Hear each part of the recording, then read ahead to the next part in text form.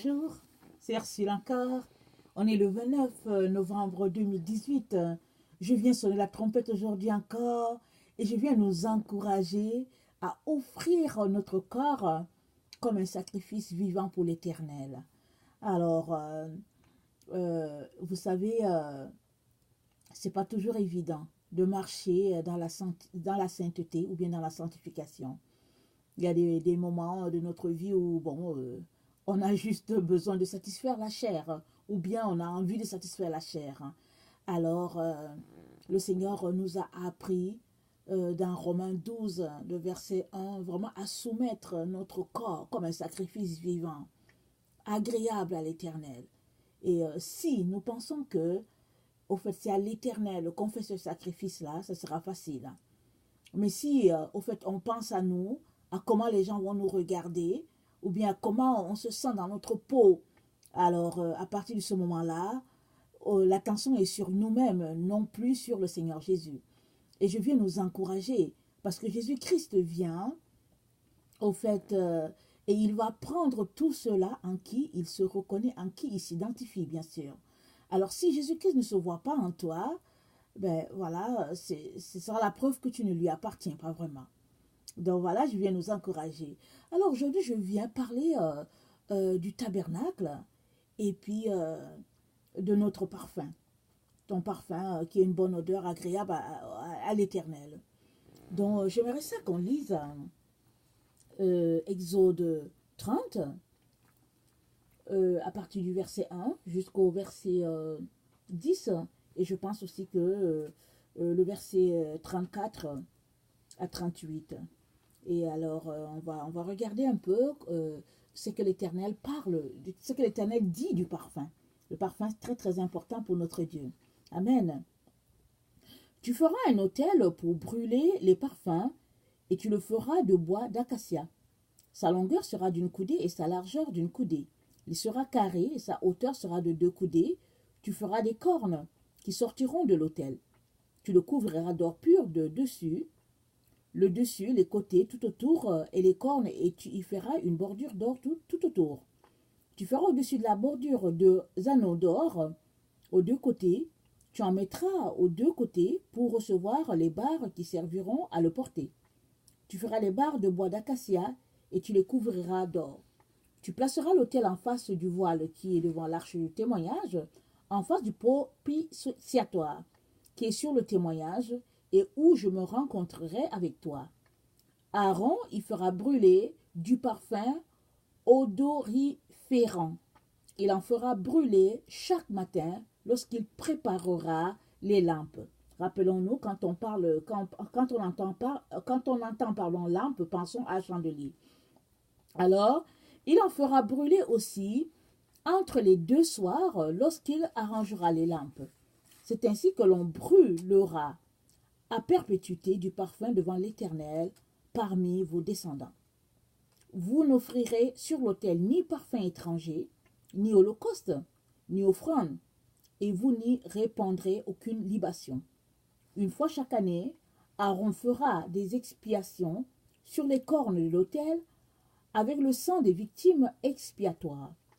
Il y sera fait des expiations une fois chaque année parmi vos descendants. Ça sera une chose très sainte devant l'Éternel.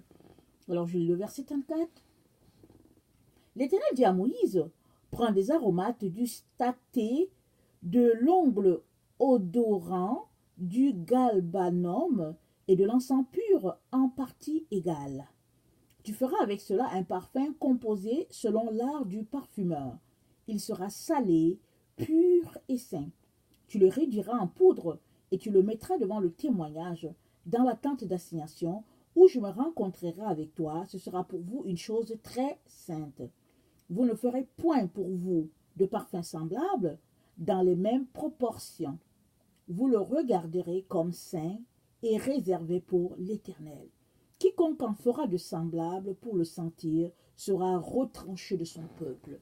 Donc voilà un peu comment l'Éternel considère le parfum qui est vraiment une offrande, nos prières, notre louange. Tout ça, c'est un parfum de bonne odeur devant l'Éternel. Et le Seigneur même a dit clairement à Aaron l'endroit où il doit placer ça devant le témoignage. À cet endroit-là, il doit préparer en avant du voile, c'est là que la table va se trouver. Et maintenant, là où il y a le témoignage, c'est là qu'il va placer le parfum. Et puis tous les jours, tous les matins, alors que Aaron vient pour préparer les lampes qui vont brûler, Aaron doit faire brûler du parfum. Vraiment quelque chose, une bonne odeur à l'Éternel. Alors, c'est quelque chose de très très important devant notre Dieu. Sinon, il n'en parlerait pas. Et puis, rappelez-vous, on est ici dans le tabernacle, l'endroit où Dieu rencontre son peuple. Alors, je suis allée faire un peu des fouilles pour savoir qu'est-ce que ça voulait dire, certaines choses. Alors, le stacté, c'est un symbole de vérité et de miséricorde. C'est un extrait d'une racine qui signifie goutte à goutte. Donc, c'est goutte à goutte qu'on reçoit la révélation de Dieu. Et alors, pour nous-mêmes, et puis pour l'humanité. En ce qui te concerne, par exemple, tu ne sais pas, c'est-à-dire que la connaissance que tu as de toi-même n'est pas tombée en un seul jour. Donc, il y a eu un début, tu as donné ta vie à Jésus, et puis tu as commencé à découvrir qui tu es. Et même avant, même que tu ne donnes ta vie à Jésus, tu t'es rendu compte, par exemple, de ton état, etc. Donc, c'est goutte à goutte. Donc le stacté, c'est un symbole de vérité et de miséricorde. Et le sel, on sait tous que le sel, c'est ce qui donne la saveur à la nourriture. Et puis Jésus-Christ a dit que si tu as perdu ta saveur, si le sel a perdu sa valeur, bon, ça ne sert plus à rien. Ça sert à être jeté. Le sel aussi sert de conservation, on le sait. Alors l'Éternel a bien dit tout à l'heure quand on l'a lu que ce sera quelque chose qui sera observé continuellement. Et puis bon, il a donné les portions pour faire le parfum. Et il a dit attention, vous n'en ferez pas avec les mêmes portions, vous n'en ferez pas quelque chose de pareil. Donc voilà.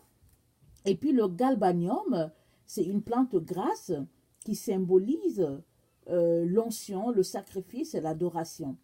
Alors, donc c'est ça. Et l'odorant, c'est aussi appelé l'onisha. Et ça représente l'autorité, le lion de Juda. Alors, ça, ajouté dans le parfum, ça signale que bon, c'est le lion de Juda qui est le maître et que Satan est sous ses pieds. Donc, ces 4 ingrédients-là que Jésus-Christ a donnés, ils ont chacun une signification. Et ils représentent Christ, l'autorité de Christ, son caractère, ce qu'il est, ce qu'il représente pour nous, et vraiment toute sa personne, sa nature. Alors, j'aimerais ça qu'on lise Cantique. J'aime beaucoup cette partie-là de Cantique. Ben, Cantique, je l'aime, j'aime lire ça. Mais il y a un passage dans Cantique, quand ça parle de l'époux, écoutez, je ne l'ai pas fouillé avant, je n'ai pas pris le temps d'apprêter mon passage avant, mais c'est dans Cantique 1, et j'aimerais vraiment le lire rapidement pour qu'on puisse voir un peu ce que Jésus représente, l'odeur, son odeur. Alors, c'est dans Cantique 1, et ça dit ceci, Cantique des Cantiques de Salomon, qu'il me baise des baisers de sa bouche, car ton amour vaut mieux que le vin. Tes parfums ont une odeur suave. Ton nom est un parfum qui se répand.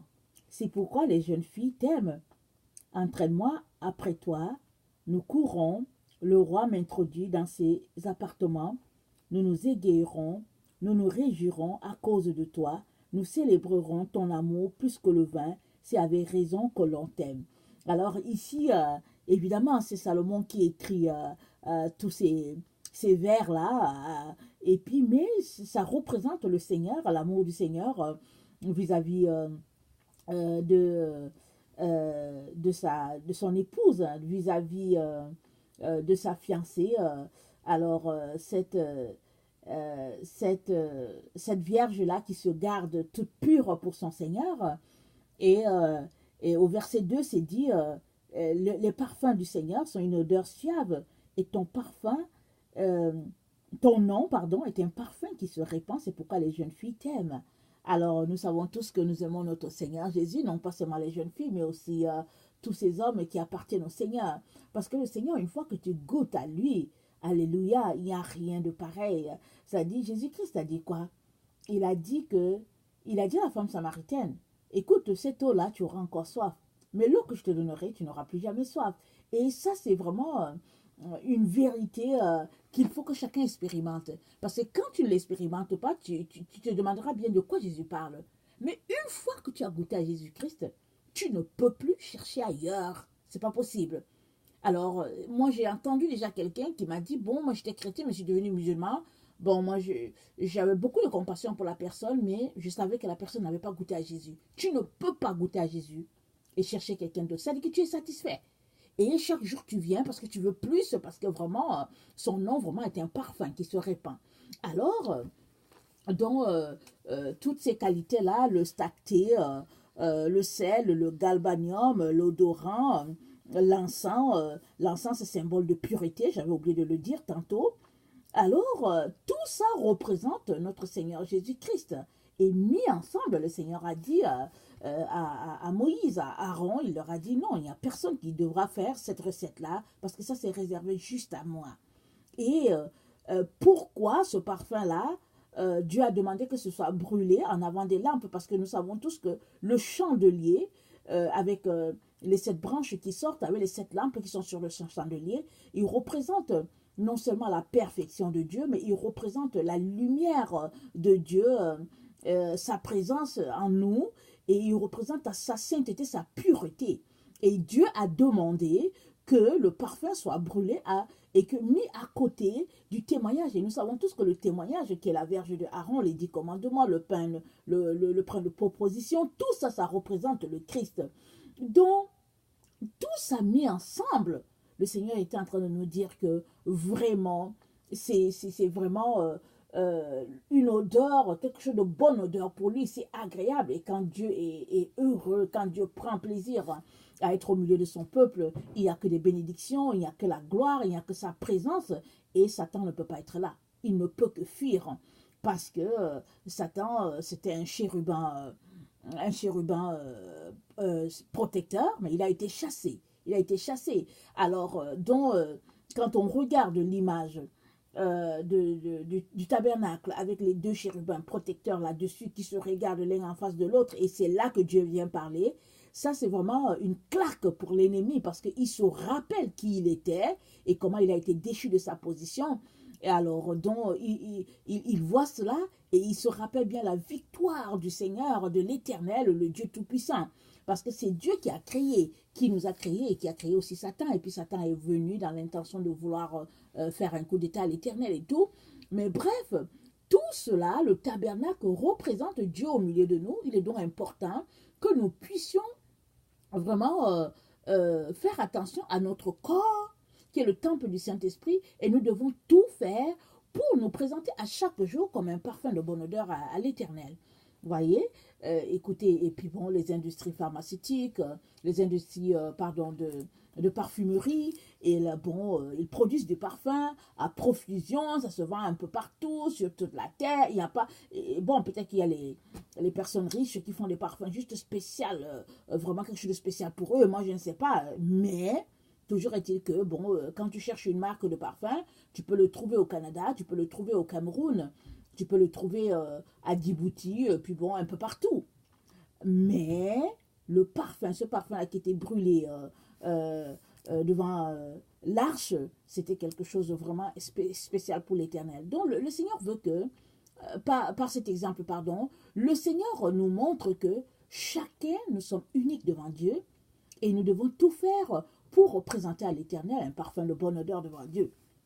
Alors, c'est pour cela que nous devons faire très attention quand nous allons dans ces industries-là ou bien dans les boutiques, les centres commerciaux, on achète le parfum et souvent quand on passe, alors ça dégage une odeur, mais l'odeur, au fait, on aime l'odeur, mais dans le fond, l'odeur, elle est nauséabonde ou bien désagréable à l'Éternel. Vous savez, il y a des parfums, quand les gens passent à côté de vous, vous avez tout simplement envie de vomir, ou bien c'est tellement fort que vous avez souvent mal à la tête. Alors, le Seigneur, en faisant une analogie avec ce qu'on est en train de dire là, on voit vraiment que le parfum, c'est quelque chose de très significatif devant notre Père. Et nous devons nous devons faire très, très attention à tous les jours, à notre façon, à notre conduite, à ce qui sort de notre bouche, à toute notre personne. Parce qu'à chaque jour, nous devons venir offrir à Dieu notre personne comme un parfum de bonne odeur. Parce que notre Seigneur, on vient de l'écouter, son nom est un parfum qui se répand et puis toutes les jeunes filles l'aiment. Alors, pourquoi? Parce que ça dégage la pureté, ça dégage la sainteté, ça dégage quelque chose de permanent, ça dégage quelque chose de durable, ça dégage quelque chose qui n'est pas pollué, parce que quand le sel est quelque part, ça aide à la conservation. Alors, ça symbolise la vérité, la miséricorde. Tout ça mis ensemble, ce n'est que quelque chose d'extraordinaire. Et toi et moi devons tout faire pour représenter ces éléments-là qu'il y a dans le parfum que Dieu a demandé par notre comportement à tous les jours. Donc, nous devons donc aussi vraiment tout faire pour ne pas imiter le commun des mortels. Parce que vous savez, les gens qui sont dans le monde, bon, le parfum, ça les distingue. Et nous savons aussi que dans les lieux satanistes, ils ont aussi leur parfum. Et puis bon, ils ont des rites qu'ils font. Et puis bon, ça les distingue aussi. Alors toi, l'enfant de Dieu, tu dois te distinguer, non par ces odeurs extérieures que tu mets sur toi, mais tu dois te faire distinguer par ta personne, le culte de ta personne à l'Éternel, qui est un parfum de bonne odeur. Amen. Donc, je voulais qu'on regarde un exemple vraiment assez frappant. L'exemple dans Luc 7, le verset 36 à 50. Je ne sais pas si je veux complètement lire, mais ça parle de Marie, Marie, je ne sais pas si c'est de Madeleine, mais ça parle de Marie. Je vais parler de Marie, celle de Béthanie. Moi, avant, je pensais que Marie de Magdalene et puis Marie de Béthanie, c'était la même Marie. Alors aujourd'hui, en préparant mon message, je me suis rendu compte que, bon, on parle de deux personnes différentes. Alors, je ne sais pas qui est de Magdalene et tout, parce que ça m'a finalement mélangé. Mais je bénis l'Éternel parce que je sais au moins que Marie, la sœur de Marthe, elle a pu rompre le parfum. Elle est venue le verser aux pieds du Seigneur Jésus et les gens ont parlé. Alors ça, au moins, je sais que c'est d'elle qu'il est question. Alors, je vais le lire. Alors, donc voilà, un pharisien pria Jésus de manger avec lui. Jésus entra dans la maison du pharisien et se mit à table. Et voici une femme pécheresse qui se trouvait dans la ville, ayant su qu'il était à table dans la maison du pharisien, apporta un vase d'albâtre plein de parfum et se tint derrière aux pieds de Jésus. Elle pleurait et bientôt, elle lui mouilla les pieds de ses larmes. On dirait que je ne suis pas en train de lire le bon texte que je voulais lire. Mais c'est à peu près, ça parle à peu près la même chose. Mais vu que tantôt, je ne savais plus qui était l'une parce que, bon, il y a beaucoup de confusion dans les maris et tout. Alors, j'ai décidé de me concentrer sur ce que je connaissais. Alors, voilà, je vais le lire. C'est dans Jean 12. Alors, 6 jours avant la Pâque, Jésus arriva à Béthanie, où était Lazare qui avait ressuscité les morts. Là, on lui fit un souper. Marthe servait, et Lazare était un de ceux qui se trouvaient à table avec lui. Marie ayant pris une livre d'un parfum de nard pur de grand prix, oignit les pieds de Jésus et elle lui essuya les pieds avec les cheveux. Et la maison fut remplie de l'odeur du parfum. Un de ses disciples, Judas Iscariote, fils de Simon, celui qui devait le livrer, dit « Pourquoi n'a-t-on pas vendu ce parfum, 300 deniers, pour les donner aux pauvres ?» Il disait cela non qu'il se mit en peine des pauvres, mais parce qu'il était voleur et que, tenant la bourse, il prenait ce qu'on y mettait. Mais Jésus dit, laisse-la garder ce parfum pour le jour de ma sépulture. Vous avez touché les pauvres avec vous, mais vous ne m'avez pas toujours. Donc voilà un peu. Donc, écoutez, si on regarde bien l'histoire que j'étais en train de lire dans Luc, ça ressemble vraiment drôlement à celle-là. Et puis bon, je ne veux pas m'étendre sur qui est qui, mais au fait, le Seigneur m'a donné de préparer quelque chose de très significatif avec Marie, la sœur de Marthe et de Lazare. Et écoutez, Marie, c'était celle-là qui aimait s'asseoir au pied de Jésus pour écouter la parole de Dieu, si nous nous souvenons bien. Alors, si nous retournons à l'histoire du tabernacle, nous allons nous souvenir que Moïse est celui-là qui a oint Aaron et puis ses enfants. Il les a mis en retrait pendant 7 ans pour qu'ils soient sanctifiés au service de l'Éternel. Et même quand ils mangeaient, il mangeait, il n'avait pas contact avec le peuple. Et cette cérémonie a duré 7 jours. Pardon, j'ai parlé de 7 ans tantôt, mais 7 jours. Ça a duré 7 jours pour qu'il soit vraiment sanctifié, prêt pour le service. Et après, c'est Aaron qui se retrouvait dans le tabernacle, dans le lieu très saint, pour allumer le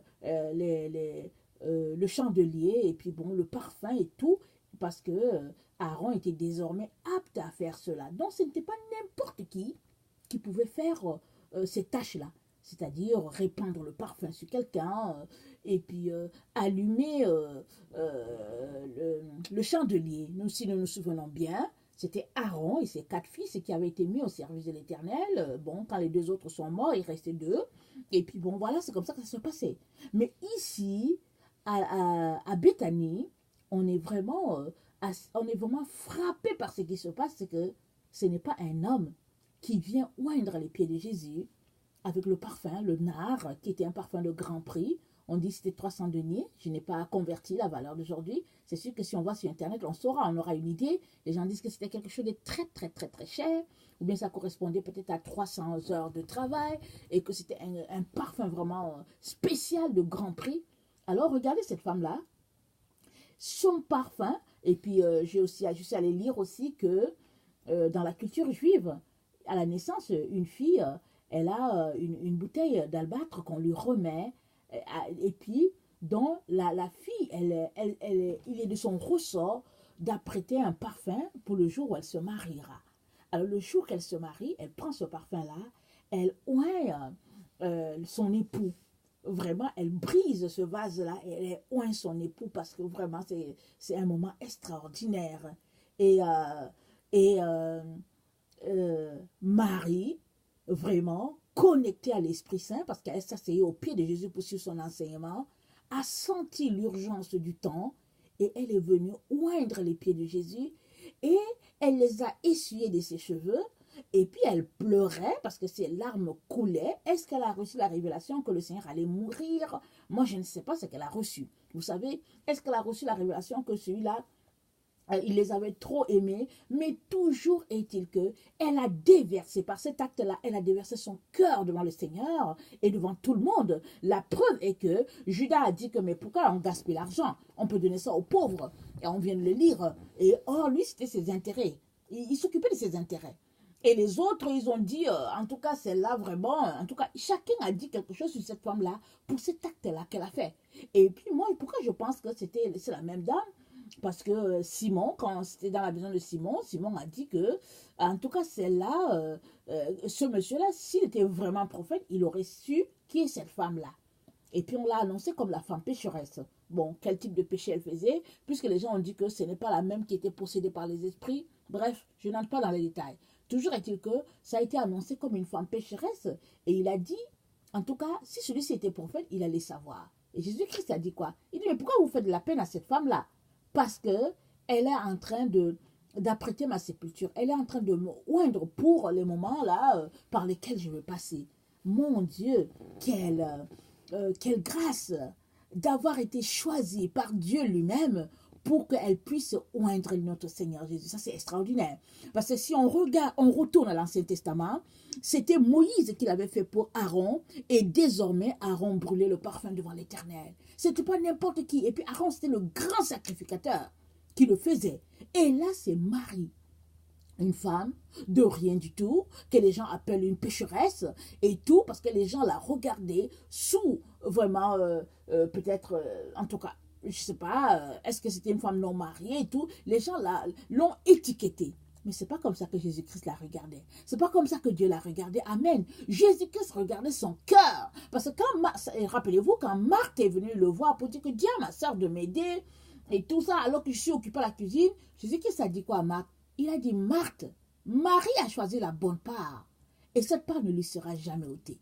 Tout cela pour te dire que toi qui m'écoutes, ce n'est que au pied de Jésus-Christ que tu peux découvrir qui tu es et te réaliser pleinement en lui. Parce que Marie s'asseyait au pied de Jésus et là, elle écoutait la parole et elle s'est rendue compte à un moment donné qu'elle était vraiment celle-là qui devait oindre son Seigneur de ce parfum-là. Ce n'était pas écrit. Mais elle l'a découvert comme ça. Et elle est venue, elle l'a fait, les autres l'ont condamnée, ils l'ont jugée, ils ont dit toutes sortes d'histoires sur cette femme-là. Mais, qu'est-ce qui s'est passé? C'est cette femme-là encore, qui au fait était là, à la croix. Elle n'est pas partie, hein. Pendant que les disciples sont allés se cacher, quand Jésus était devant Hérode, que Pierre a renié Jésus, et tout, elle était là. Elle était là avec Marie, la mère de Jésus. Elle était là, elle pleurait, elle a vu de loin la crucifixion de son Seigneur. Et puis, comme c'est la coutume chez les Juifs de ne pas rester là où il y a un mort parce que tu deviens impur, elle est retournée à la maison. Mais tôt dimanche matin, elle est revenue là. Parce que, et puis, elle voulait son Seigneur. Et elle a dit même au monsieur là qu'elle croyait être le jardinier, elle a dit que, mais où est-ce que tu as mis son corps? Donnez-le-moi. Tellement elle a aimé son Seigneur qu'elle a dit, donne-moi le corps, donne-moi ça. Et puis Jésus-Christ l'a appelée, il a dit, Marie. Et là, elle s'est tournée, elle s'est rendue compte que c'est son Seigneur. Et Jésus-Christ a dit, ne me touche pas. Parce que je ne suis pas encore allé vers mon Père, qui est ton Père aussi. Je ne suis pas allé vers mon Dieu, qui est aussi ton Dieu. Mais va dire à mes frères que je suis ressuscité. Donc cette femme-là, à cause de tout ce qu'elle a fait pour son Seigneur, et puis même c'est dit que partout où cette histoire sera racontée, on entendra parler de cette femme-là. Et Jésus-Christ lui a dit, va dire à mes frères que je suis ressuscité. Elle a été utilisée comme témoin. Elle a été témoin à la crucifixion, elle a été témoin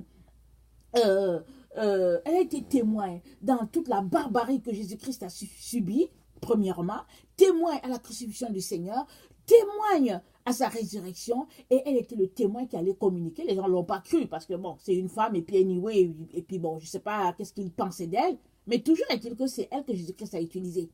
C'est pas parce que les gens croient ce que tu dis, ou bien ne croient pas qu'il y a un problème. Le problème est ceci, est-ce que tu sais qui tu es en Jésus?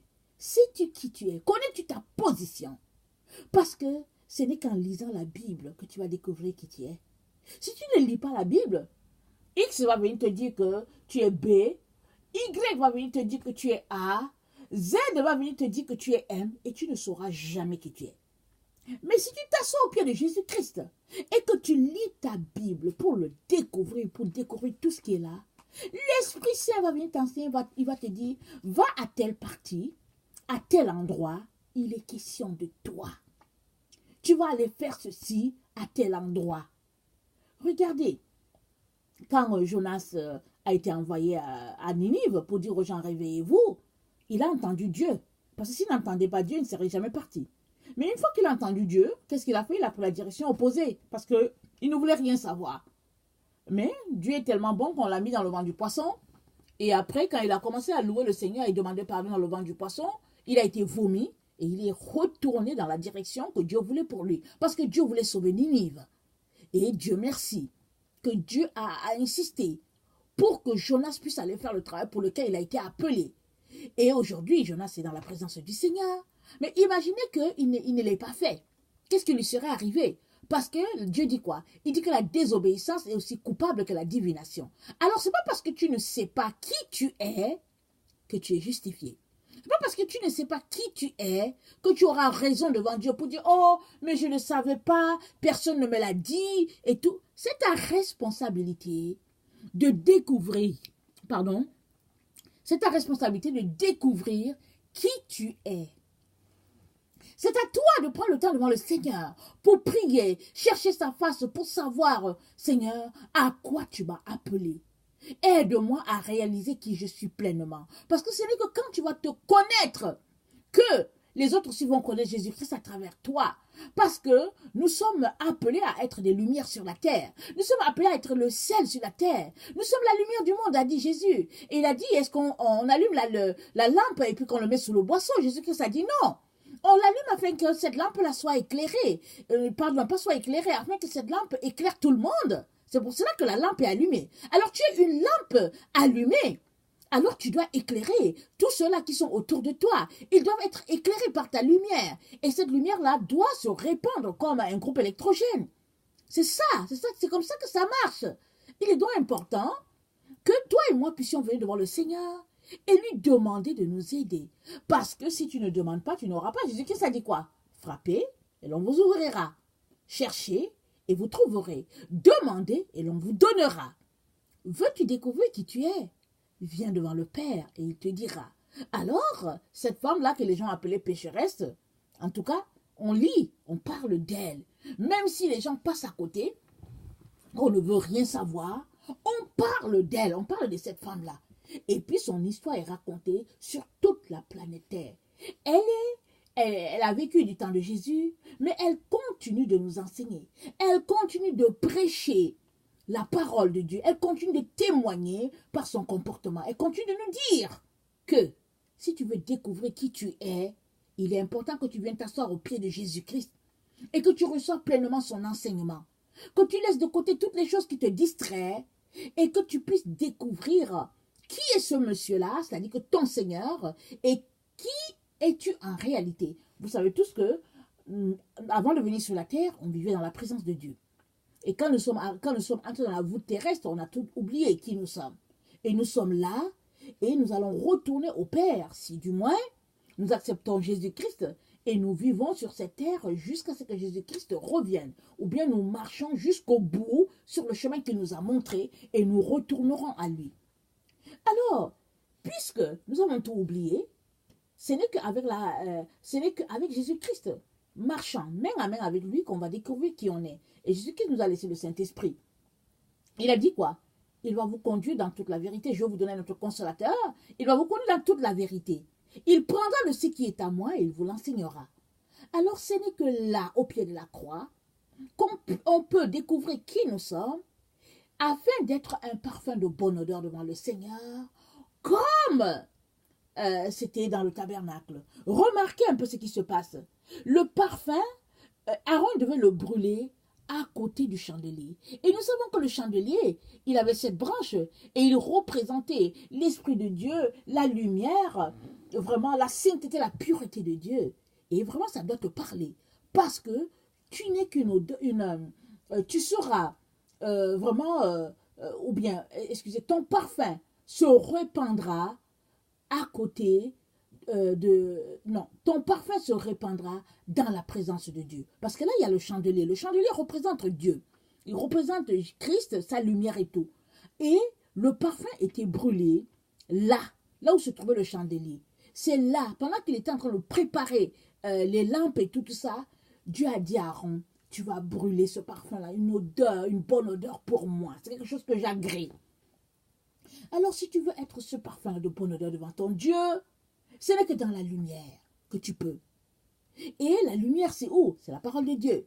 Et la lumière, c'est où? C'est la vérité. Chaque fois que tu découvres la vérité sur toi, le voile s'en va, une couche du voile s'en va, une couche de l'obscurité s'en va, et tu es éclairé. C'est ça, au fait.